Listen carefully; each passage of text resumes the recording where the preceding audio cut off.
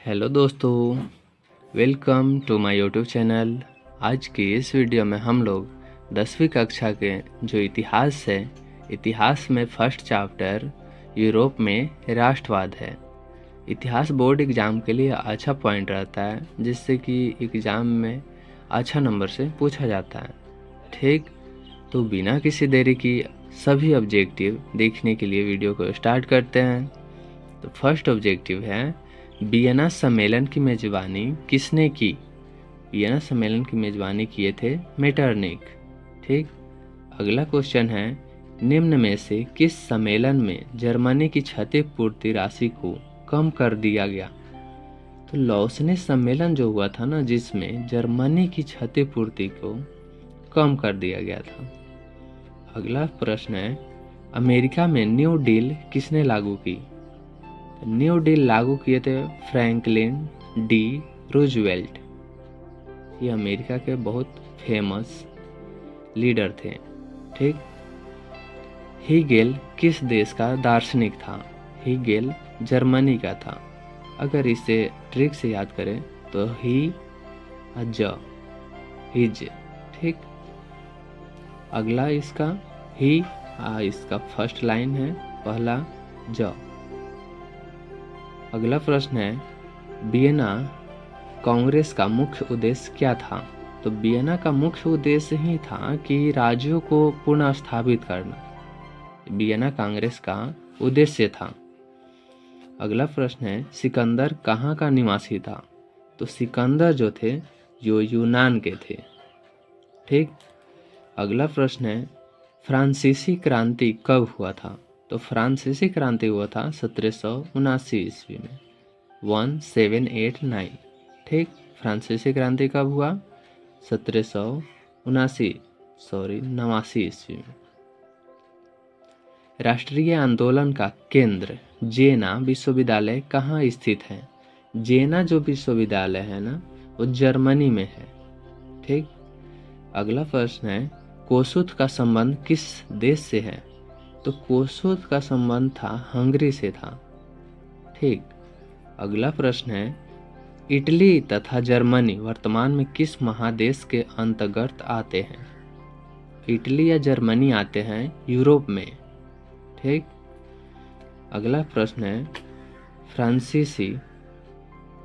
France में किस शासन वंश की पुनः स्थापना वियना कांग्रेस द्वारा की गई थी? तो इसका बुर्बो वंश का स्थापना के लिए किया गया था। ठीक, इसका ऑप्शन देखते हैं। क्वेश्चन था हम लोगों का, फ्रांस में किस शासक वंश की स्थापना वियना कांग्रेस द्वारा की गई थी?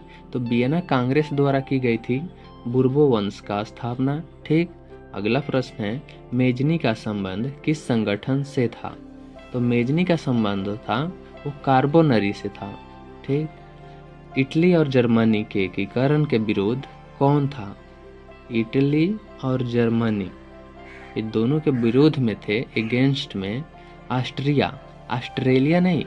यहाँ पर फोकस देने वाली बात है कि ऑस्ट्रिया लिखा हुआ है, ऑस्ट्रेलिया नहीं। अगला प्रश्न है, काउंट काबूर को विक्टर इमैनुअल ने किस पद पर नियुक्त किया? तो काउंट काबूर को विक्टर इमैनुअल ने प्रधानमंत्री बनाए थे। अगला प्रश्न है, गैरिबाल्डी पेशे से क्या था? तो गैरिबाल्डी पेशे से नाविक थे। जर्मन राइन राज्य का निर्माण किसने किया था? नेपोलियन बोनापार्ट ने। जालवेरिन कैसी संस्था थी?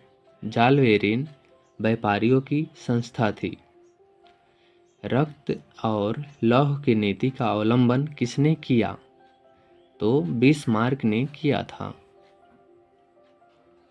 फ्रैंकफर्ट की संधि कब हुई? फ्रैंकफर्ट की संधि 1871 ईस्वी में हुआ।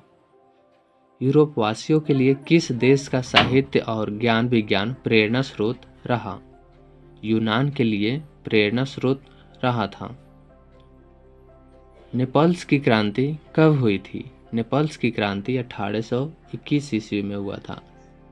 नेपल्स की क्रांति 1821।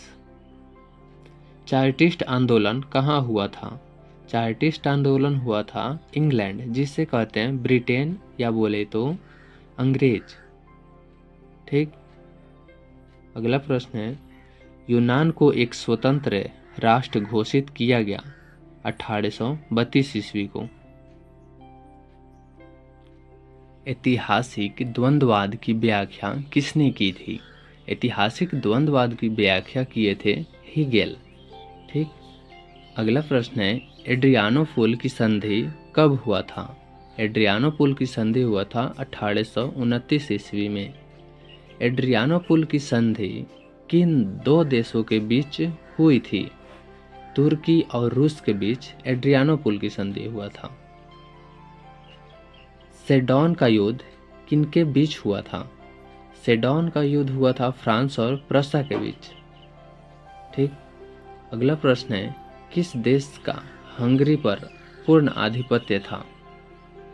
तो ऑस्ट्रिया का पूर्ण आधिपत्य था। पोलैंड के विद्रोह को किसने कुचल दिया? रूस ने पोलैंड के विद्रोह को कुचल दिया था। सन 1870 में फ्रांस और प्रूसिया के बीच युद्ध कहाँ हुआ था? सेडोन में हुआ था। 1870 में हुआ था सेडोन, और सेडेवा हुआ था 1871 ईस्वी में। ठीक, याद रखने वाली बात है पॉइंट। 1870 में फ्रांस और प्रूसिया के बीच हुआ था सेडोन का युद्ध, और 1871 में हुआ था जो सेडेवा का युद्ध था। अगला प्रश्न है, किस युद्ध के बाद जर्मनी का एकीकरण पूरा हुआ? तो सेडोन का युद्ध जो हुआ उसके बाद जर्मनी का एकीकरण पूरा हुआ।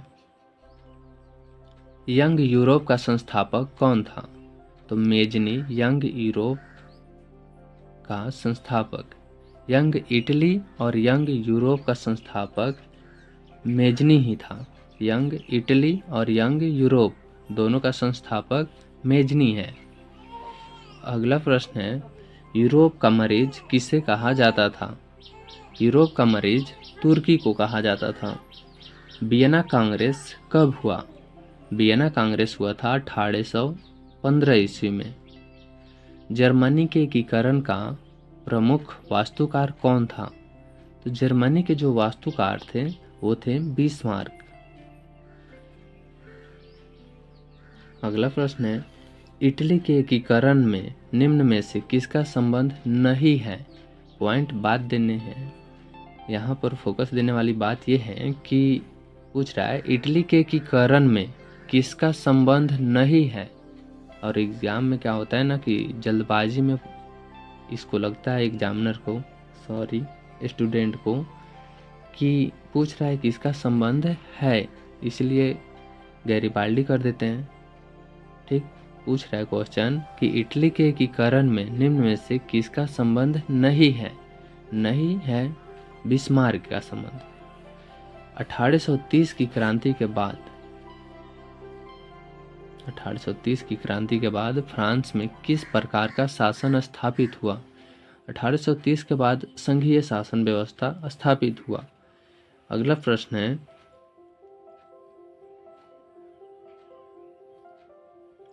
जर्मनी के एकीकरण के लिए कौन उत्तरदायी था? तो जर्मनी के लिए एकीकरण हुआ तो उसमें सबसे अहम भूमिका बिस्मार्क का था, जिसने रक्त और लौह की नीति का अवलंबन किए थे। ठीक। अगला प्रश्न है, 1871 में कौन सी संधि हुआ था? फ्रैंकफर्ट की संधि हुआ था 1871 ईस्वी में। इटली के एकीकरण